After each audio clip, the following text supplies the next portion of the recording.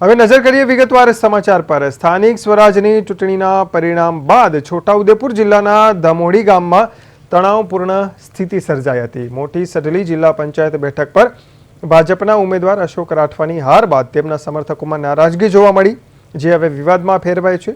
ગામ લોકોના આક્ષેપ મુજબ કેટલાક લોકો જેસીબી મશીન અને દંડા સાથે આવ્યા હતા અને તાજેતરમાં જે આરસીસી રોડ બનાવવામાં આવ્યો હતો તે રોડ તોડી નાખવામાં આવ્યો, જે સ્કૂલ અને ફળિયાઓને જોડતો મહત્વનો માર્ગ હતો। રસ્તા સાથે નજીકના મકાનના ઓટલાને પણ નુકસાન પહોંચાડવામાં આવ્યું હોવાનો લોકોનો આક્ષેપ છે।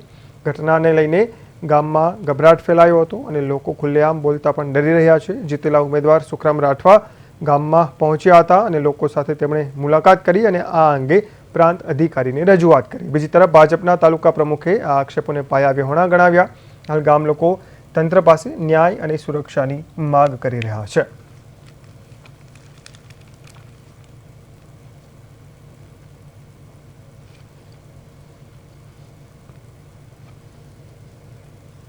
મળ્યું ત્યાં સુધી એવું છે કે એમની પોતાની માલિકીની જમીનની અંદર રસ્તો નીકળેલો છે ને એ લોકોનો કંઈક પારિવારિક મામલો છે એવું મને જાણવા મળ્યું છે અને હજી હું સ્થળ ચકાસણી કરી નથી, એટલે આનાથી વિશેષ હું કંઈક કહી ન શકું, પણ મને લાગે ત્યાં સુધી આ એક પારિવારિક મામલો હશે એવી મને ખાતરી નાખેલો છે।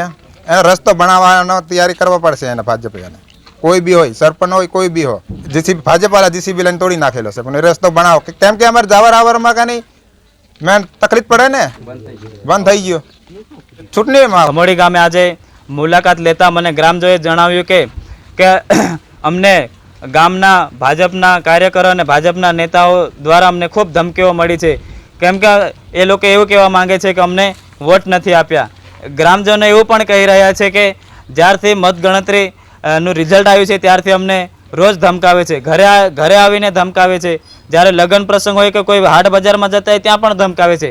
તો મારે એમ કહેવું છે કે જે આપણે આજે લોકશાહીમાં જીવીએ છીએ, 1947માં આપણો દેશ આઝાદ થયો હતો, ત્યારના આપણે લોકશાહીમાં જીવીએ છીએ, પરંતુ જો આમને આ જ રીતે કરવું હોય તો ચૂંટણી બંધ કરી દો અને લોકોને જે ફળિયાને જોડતો જે રસ્તો છે એ રસ્તો આજે એને તોડી દેવામાં આવ્યો, એનો ખાડો કરી દેવામાં આવ્યો, જેથી કરીને એમને અવરજવર આજે અટકી ગઈ છે।